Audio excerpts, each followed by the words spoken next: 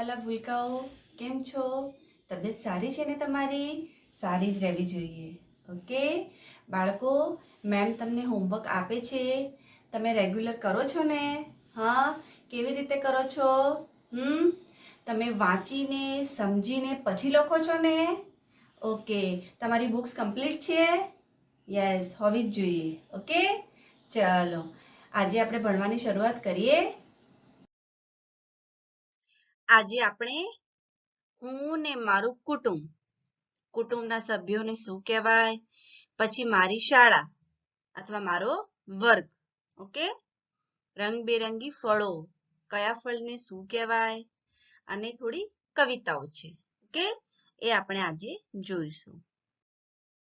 આ છે હું અને મારું કુટુંબ. ઓકે, ચલો સૌથી પહેલું કોણ? આ કોણ છે? મમ્મી. પીળા કલરની સાડી પહેરેલી છે મમ્મી. દેખાય મમ્મી?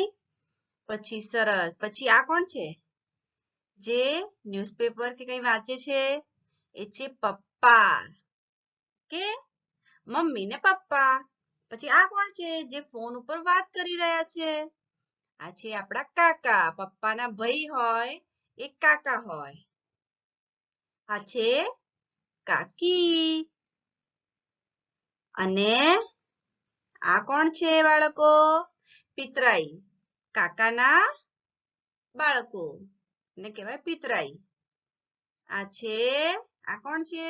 દાદી. આ કોણ છે? દાદા. પપ્પાની મમ્મીને દાદી કહેવાય, પપ્પાના પપ્પાને દાદા કહેવાય. અને આ કોણ છે? ભાઈ. આપણો ભાઈ કે બહેન જે પણ હોય. અને આ છે મારી શાળા ને મારો વર્ગ. ઓકે, જો શિક્ષિકા જે છે એ ફળો વિશે શીખવાડી રહી છે. અને આપણી સ્કૂલમાં પણ, આપણી શાળામાં પણ આવા જ વર્ગ છે? ઓકે, સરસ. તો તમે આવી રીતે બેન્ચ ઉપર બેસશો, ટીચર કે શિક્ષિકા ભણાવશે, હે? સરસ. હવે જુઓ રંગબેરંગી ફળો. જોયું? પહેલું ફળ આ શું છે? દાડમ. શું છે? દાડમ. હિન્દીમાં કહેવાય અનાર. દાડમ હોય છે લાલમ લાલ. દાડમ અંદર કેવા હોય છે? અંદરથી જે દાણા હોય છે લાલમ લાલ કલરના હોય છે. સફરજન પણ ગુલાબી લાલ. જો તેની સામે શું છે? સફરજન, એપલ. એપલને શું કહેવાય ગુજરાતીમાં? સફરજન. તો સફરજન પણ ગુલાબી લાલ. કેરી કહેવાય ફળોનો રાજા. કેરી, આમ, મેંગો. મેંગોને શું કહેવાય ગુજરાતીમાં? કેરી. તો કેરી કહેવાય ફળોનો રાજા. બધા જ ફળોનો રાજા કોણ છે? કેરી, મેંગો. અને આ બાજુ છે શું છે? જામફળ. જામફળ ખાઈને થઈએ તાજા. ઓકે, દાડમ હોય છે લાલમ લાલ, સફરજન પણ ગુલાબી લાલ, કેરી કહેવાય ફળોનો રાજા, જામફળ ખાઈને થઈએ તાજા. હવે આ શું આવ્યું બાળકો? આ શું આવ્યું? અનાનસ અને ફણસ.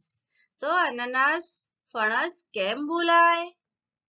મારા તમારાથી કાયમ ખવાય. આ કાયમ ખાવું જોઈએ. તરબૂચ લીલું અંદર લાલ. આ છે તરબૂચ, વોટરમેલન. તો ઉપરથી લીલું પરંતુ અંદરથી લાલ. ઉનાળામાં અંગૂરનો ફાલ. આ છે અંગૂર. દ્રાક્ષ પણ કહેવાય. અંગ્રેજીમાં ગ્રેપ્સ કહેવાય. મોસંબી, સંતરું, કેળા, ચીકુ. આ છે મોસંબી, પછી સંતરું, પછી કેળા, ચીકુ.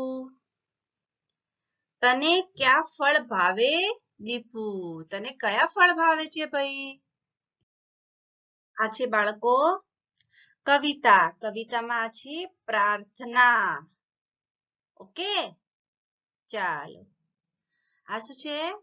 અમે તો તારા નાના બાળ, અમારી તું લેજે સંભાળ ડગલે પગલે ભૂલો અમારી તે સદબુદ્ધિ ભૂલો વિસારી તુજ વીણ લેશે કોણ સંભાળ અમે તો તારા નાના બાળ દિન દુખિયાના દુઃખ હરવાને બળ દો અમને સહાય થવાને અમ પર બહુ વરસાવો વાર અમે તો તારા નાના બાળ ઓકે સરસ ચલો હવે જોઈએ નેક્સ્ટ ધૂન ધૂન ઓકે સાચી વાણીમાં શ્રીરામ તો સાચા વર્તનમાં શ્રીરામ તો આને કેવી રીતે બોલાય સાચી વાણીમાં શ્રીરામ સાચા વર્તનમાં શ્રીરામ જન સેવામાં પામીશું પ્યારા રામ રામ રામ આ ધૂન પછી અંક જોડકણા અંકોના જોડકણા કે 1 2 3 4 5 6 7 8 9 10 એના જોડકણા કેવી રીતે બને તે છે પહેલું જોઈએ 1 એકનું જોડકણું કેવી રીતે હશે બાળકો એકડે એક પાપડ શેક એકડે એક પાપડ શેક પાપડ કાચો દાખલો સાચો હવે 2 આવશે 2 તો બગડે 2 રામ નામ લે રામ નામ કેવું સુખ આપે દેવું હવે આવશે 3 ત્રગડે 3 રોટલી વણ વાટકા ગણ ઝટ ઝટ ભણ આ શું છે 3 અંકનું જોડકણું છે આ છે ચોથો અંક ચોગડે 4 કરજો વિચાર કોઠીએ ઝાર હિંમત ના હાર આ 4 સુધી જોડકણા છે હવે આવશે 5 તો પાંચડે 5 ચકલીની ચાંચ ચકલી ઉડી હોડી બુડી હવે છે શું છે 7 પહેલા આપણે બોલી દઈએ એમ પહેલા 6 આવે છે પરંતુ આપણે 7 બોલી દઈશું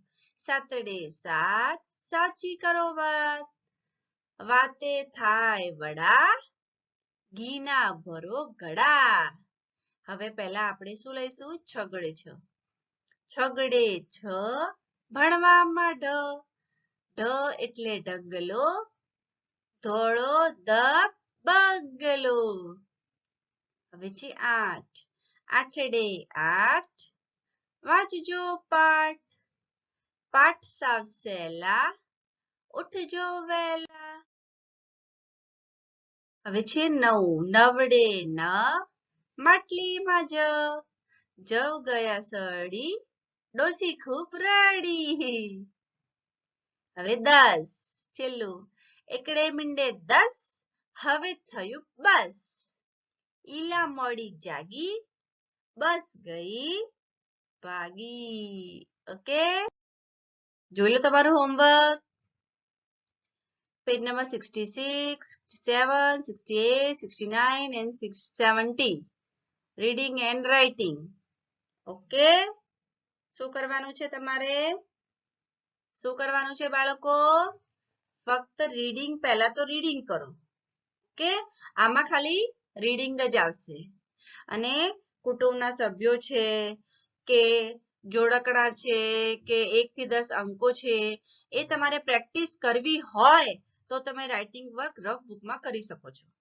ઓકે બાળકો સરસ ચલો હવે આપણે મળીશું નેક્સ્ટ વિડીયોમાં બાય થેન્ક યુ